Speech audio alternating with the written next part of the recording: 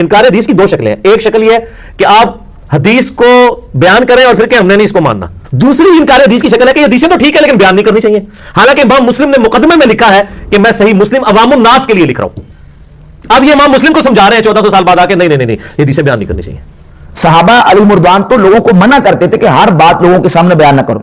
صحیح بخاری میں امام بخاری رحمۃ اللہ علیہ نے باقاعدہ باب قائم کیا ہے, باب من خص بالعلم قوما دون قوم.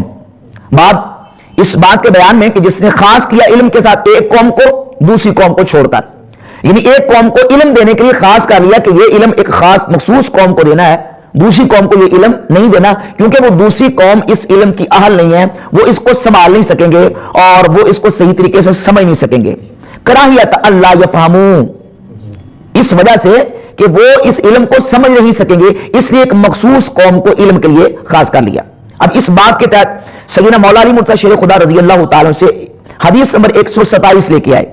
حضرت مولا علی فرماتے ہیں حدثوا الناس بما یعرفون, تم لوگوں کے سامنے وہ حدیثیں بیان کرو جس کو لوگ سمجھتے ہیں. اے یفہمون, ابن جزکرانی رحمۃ اللہ علیہ نے اس کا ترجمہ کیا یعرفون اے یفہمون, یہ وہ حدیثیں لوگوں کے سامنے بیان کرو جس کو لوگ سمجھتے ہیں, جس کو لوگ سمجھ نہ سکیں وہ حدیثیں لوگوں کے سامنے بیان نہ کرو, وہ گمراہی کا شکار ہو جائیں گے.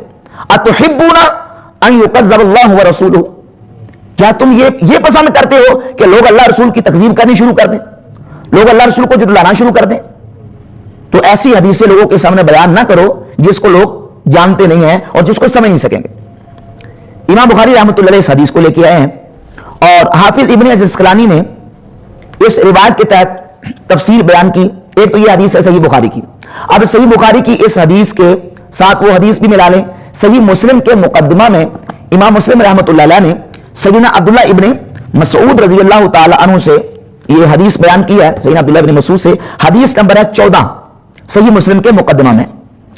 سیدنا عبداللہ ابن مسعود فرماتے ہیں ما انت بمحدث قوما حدیثا لا تبلغه عقولهم, فرمایا تو لوگوں سے ایسی حدیث بیان مت کر لا تبلغ عقولهم, جہاں تک ان کی عقل نہ پہنچ سکے.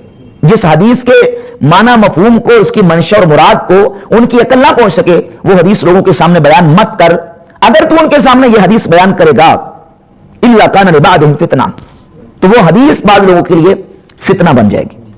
تو صحیح بخاری سے 127 نمبر حدیث مولا علی کا بیان, صحیح مسلم سے 14 نمبر حدیث مقدمے کی سیدنا عبداللہ بن مسعود رضی اللہ عنہ کا بیان اس بات کو بالکل واضح کرتا ہے کہ ہر حدیث جو ہے وہ ہر عوام لوگوں کے سامنے بیان کرنا یہ جائز نہیں ہے.